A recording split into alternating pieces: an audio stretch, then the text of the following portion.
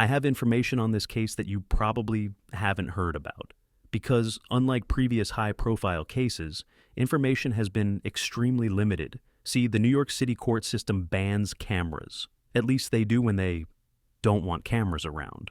So, being the insane spurg that I am, I use public court records to collect the names of hundreds of journalists, and I took their notes and entered them into Excel and had ChatGPT organize it for me. Then, I turned them into an 11-hour-long audiobook, which I listen to while I go about my day, doing chores, making love to my wife, and so on. Long story short, I know more about this case than almost anyone, and now I'm going to tell you everything they don't want you to know about this trial. You may be shocked and outraged by some of these details. I know I was. Okay, let's start from the beginning. It's Manhattan on May 1st, sometime after 2 p.m.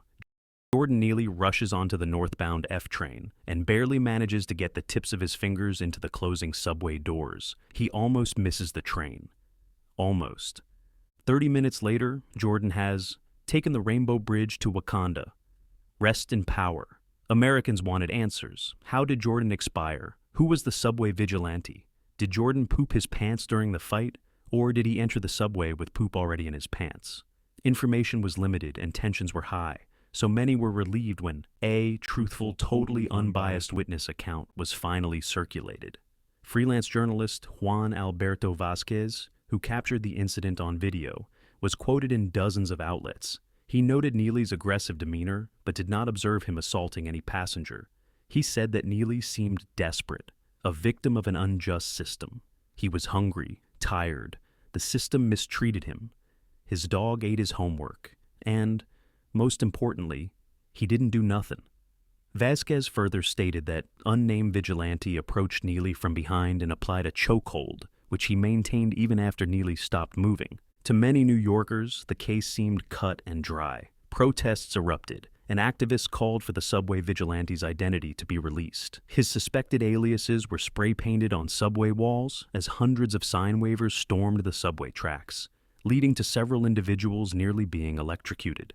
Many of them were arrested, although the charges were later dropped. And, of course, social media buzzed with would-be detectives working together to dox the unknown man who struggle-snuggled Jordan to the big Neverland ranch in the sky. A far-left account on Twitter broke the news first. The man's name was Daniel Penny. His name, photographs, and other private information were posted online, where they gained millions of views. According to the Twitter user who leaked this information, it was one of Penny's hometown friends who leaked his identity, saying that they, quote, grew up with Daniel, and that he was racist, end quote. Many on the populist left, such as Spicy Latina AOC, were quick to denounce Daniel, but surprisingly, mainstream NYC leadership had remained neutral on the controversial situation, at least at first. But as activism hit a fever pitch, they too began to throw Penny under the bus. Protesters specifically called out Alvin Bragg, who, as district attorney, had the power to charge Penny or to drop all charges. Bragg personally investigated and gave a public statement regarding the incident and would later refer the matter to a grand jury, who decided to press charges. Critical evidence was withheld from the grand jury, such as police body cam footage showing that Jordan still had a pulse when EMTs arrived. This video was also withheld from the public for an entire year.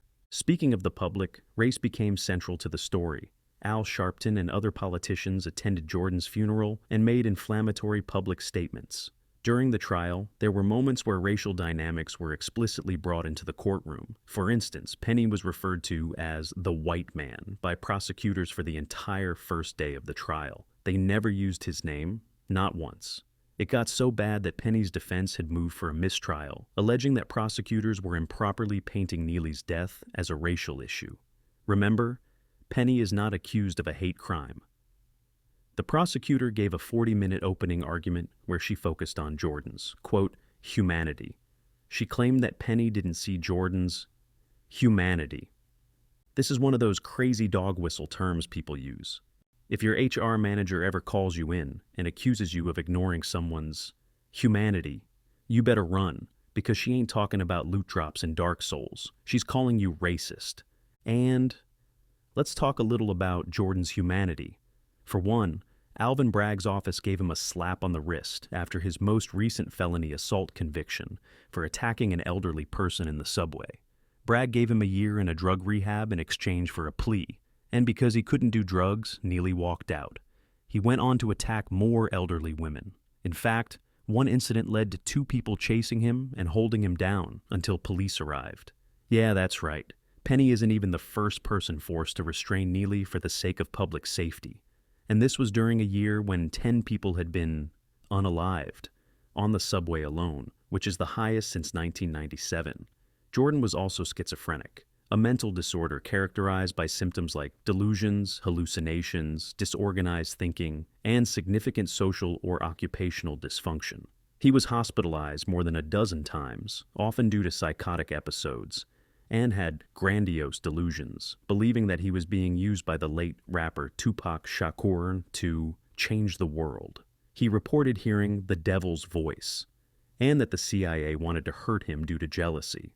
Unfortunately for Jordan, the voices in his head also loved to smoke K2, a synthetic drug that exacerbates schizophrenic symptoms. K2 is not marijuana. It's made from a mixture of shredded plant material that is sprayed with synthetic chemicals that are supposed to mimic the effects of THC. But these chemicals are often unpredictable and experimental, and because the chemical formula changes constantly to avoid regulation, you can't test how much K2 is in a person's system. You can only get a positive or negative test result, making it uniquely difficult to link K2 to an overdose. You may be thinking to yourself, golly gee, I bet this dangerous experimental drug was bad for his health. Well, the New York City Medical Examiner couldn't disagree more. Cynthia Harris released her autopsy report before the toxicology screen came back, ruling that drugs were not a factor. She originally listed the cause of death as unknown, but changed it after seeing a video on Twitter. I swear I'm not making this up. The defense medical expert described her actions as borderline malpractice. But she wasn't finished. Penny's lawyers absolutely grilled her on cross-examination. And as the pressure mounted, she blurted out the following, quote, "I am sure that the cause of death was the chokehold. Jordan could have taken enough fentanyl to drop an elephant. It wouldn't change my view." End quote. The medical examiner also claimed she didn't find signs of damaged organs and claimed that Jordan had no history of health issues. She later testified that there was no damage to the bones in his chin, neck, or midline structures. She found scrapes and bruises on his face, neck, torso, and arms, petechiae, small red spots caused by bleeding, in his eyes, and organ damage from his sickle cell trait. So, which is it? This is critical because the prosecution is focusing heavily on the chokehold. They even brought in Joseph Caballero, the combat instructor who trained Penny. He testified that Penny was taught how to knock a person unconscious, but that the technique could kill someone if held too long. He argued that someone performing the technique is supposed to let go when the person is rendered unconscious, and that Penny used the chokehold in an improper manner when asked by prosecutors. Joseph is one of 3 or 4 individuals that will be difficult for the defense to deal with. Joseph Grima, a witness, slammed the attack as racist, saying that there was no consideration for Neely's life because he was black, homeless, and poor. He recalled how he told people to put the man on his side to stop him choking on his own spit, but he was told to stop by Penny as he watched the life drain from Neely's eyes. "This is a racist, disgusting attack on a beloved black homeless street performer. He didn't deserve that. No one deserves that. I already felt some way about him, Penny. I didn't like him. It's something like, you know when you have like an abuser abusing someone and they're not trying to let anyone near the abused." End quote. The next witness is the aforementioned Juan Alberto Vasquez, who gave the quotes that would spread like wildfire, or gonorrhea, among New York City activists. His testimony was absolutely damning for the defense. Quote, "Jordan wasn't asking for money. Jordan wasn't asking for food. He was lamenting that he didn't have any. He was lamenting that he was fed up, that he didn't mind going to jail. And up until that point, everything was fine. As far as I saw, he stood still, and that encouraged people to stay calm, to stay in their place. When he raised his jacket, that's when people panicked a little, and those who were around him moved. But he didn't move either. These people who were standing between us, that couple did not move at all. They were just standing, watching him. They stayed there as if to say, well, until we see that there is some kind of risk. End quote. And finally, we have witness Larry Goodson, who testified that if he's defecating and urinating on himself, you're going to have to let him go because you're going to kill him. That didn't stop Mr. Penny from holding him. Once he's defecated himself, that's it. Now, I have some critical information about these witnesses. Joseph Grima is an ex-con with a conviction for bashing someone with a bat. He's also a former homeless person and political activist who advocates for the rights of the homeless in New York City. Sounds totally unbiased, right? Well, he admitted that he didn't actually see the event take place, only the aftermath. He was also caught lying, originally claiming that he poured water on Jordan's head to try and wake him up, then later admitting that this never occurred. While on the stand, Grima repeatedly referred to the defendant as a murderer. This resulted in another request for a mistrial, as the witness repeatedly ignored instructions, and the defendant was not on trial for murder. When he referred to Mr. Penny as a murderer, the defense attorney objected. The judge did not strike the accusation from the record, but said he would give the jury instructions regarding the inappropriate phrasing. The defense addressed the matter again after the jury had been excused for lunch, telling the judge that he didn't know what instruction could possibly cure the damage his client had suffered when he was referred to as a murderer. But Judge Wiley assured him that the witness, as a former unhoused person and career advocate for the homeless, was clearly biased and that the jury understood that. Wow. So, the judge allows the biased testimony of a liar and criminal, but ordered the jury to ignore it. So, it's all good. Nothing to worry about. Here's a quick fact about the jury, by the way. One of them was caught sleeping during witness testimony. Good luck in prison, Daniel. Next, we have Juan Vazquez, who again couldn't see everything that happened. His view of the incident was blocked as the confrontation started, only being able to take cell phone footage after Neely had been restrained. He's also a far-left activist. I believe I am the first person to discover this, but I tracked down Juan Vazquez's social media accounts, where he takes photos of black, trans, indigenous, homeless, people of color.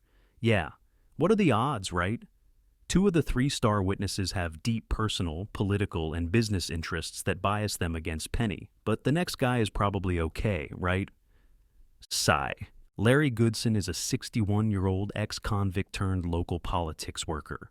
Oh my God, make it stop. His testimony introduces my favorite aspect of this trial, which I will refer to as a poopgate.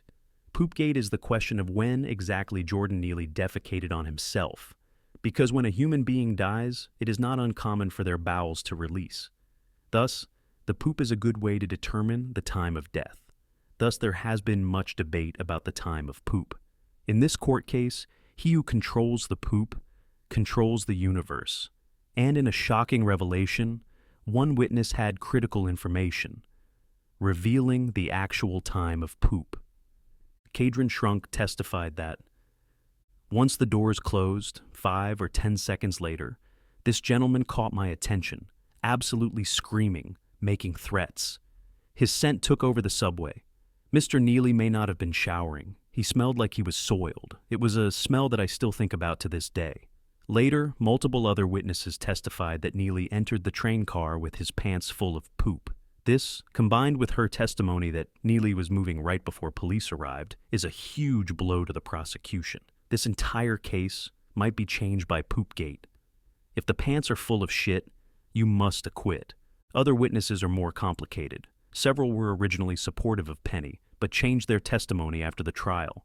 I can only speculate why, but I believe it's a combination of DA coaching and activist intimidation. The biggest example is Eric Gonzalez, a 39-year-old father of 2, who testified after prosecutors agreed not to charge him. Gonzalez is heard in the infamous video telling another passenger that there was a gap between Penny's arm and Neely's neck. In his testimony, Gonzalez retracted this statement. He claims that he only said this to calm down onlookers who were concerned for Neely's safety. But the defense caught him in another lie. Under cross-examination, Gonzalez admitted that he also told prosecutors that when he said Penny was not squeezing hard enough, he saw a gap between his arm and Neely's chin, and Penny's arm was on his chest, not around his throat. So why would he lie so much? Well, here's my guess. Several reporters have noted that, even inside the courtroom, you can hear chants and threats from the mass of protesters outside. In fact, several of the records I examined mention not being able to hear parts of the trial due to the noise outside. One journalist, seated in the back near the court doors, left the trial early because she could not hear anything over the protesters. One of these protesters is the infamous Shaline Rodriguez, who was arrested a year ago for holding a machete to a reporter's neck. She received no jail time and is still employed, similar to the pro-Neely protesters who stormed the subway tracks and also had their charges dropped. Do you think this affects the witnesses, the jury? Well, we don't have to guess. Here's a quote from Gonzalez. "I'm still scared about testifying despite the prosecution's immunity offer. I believe me or my family could be harmed if I testify in favor of Penny." One reported added, "The DA is making this a race case. So they are thinking, okay, we know there are issues here, including weak witnesses and others who are contradicting the DA narrative. But the person who died is black because of a white man. We will roll the dice. Good luck in prison, Daniel." Another witness originally told police that he was afraid of what was in Neely's pocket. It turned out to be a muffin, which is weird. I thought he was hungry. Maybe he's glucose intolerant, or maybe he was trying to cut back on carbs. Anyway, at trial, the witness changed his statement. He suddenly didn't recall fearing whatever was in Neely's pocket. The defense asked if they could refresh his recollection with a signed transcript. The witness merely replied, "Nah, I don't remember saying that." This witness also admitted he had met with the DA earlier that day. Good luck in prison, Daniel. Now let's move on to literally every single other witness in the case, who unanimously refer to Neely as a terror, a danger to himself and others, and refer to Penny as a hero. An 18-year-old girl from Harlem said that Neely, quote, "squared up," and said that if no one gives me food, I'm going to start putting hands on people. A Brooklyn woman said that she feared Neely had a gun or a knife. Another claimed that, "For the first time in my life, I took a moment because I was scared I was going to die." Yet another witness stated that Neely was merely 1 foot away from passengers and slowly moving towards us.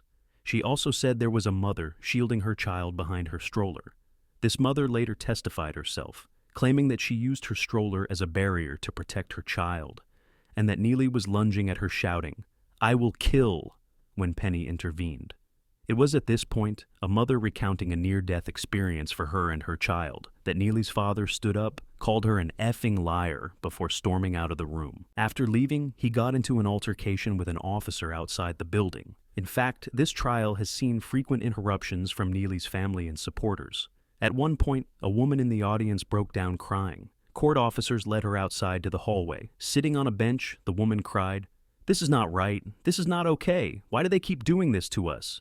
The migrants get food. The migrants get money. Jordan got choked to death. They keep doing this to us. They keep choking us." After the lunch break, the presiding judge told the audience to do their best to not visibly react or audibly react in front of jurors. However, there was yet another loud outburst in the audience later in the day. But again, the jury was ordered to ignore it, so it's all good. Nothing to worry about. There's one big white pill we have on our side. I know this seems like a heavily biased kangaroo court, but don't worry because we have discovery laws in place, forced transparency, where the prosecution has to make public everything they say and do with witnesses. Oh, never mind, they hid everything. Yeah. The defense asked the court about investigators' notes during the Gonzalez interview, saying only a few had been provided in discovery. Prosecutors claimed they had turned over everything they had. Good luck in prison, Daniel. All right, folks, we've reached the end of our deep dive into the Daniel Penny trial, and let me tell you, it's been a wild ride. Here we are, watching a former Marine, a defender of freedom, getting dragged through the mud in a courtroom that makes the French Revolution seem reasonable. They call Penny a vigilante, like he's running around in a cape, deciding who gets to breathe subway air today. But let's be real, Daniel Penny stood up when others sat down. He did what many of us would like to think we'd do if our back was against the subway wall. And for that, he's facing manslaughter. But there's still hope. In the early USSR, they had a law that said you couldn't defend yourself against a mugger until the knife had already stabbed you.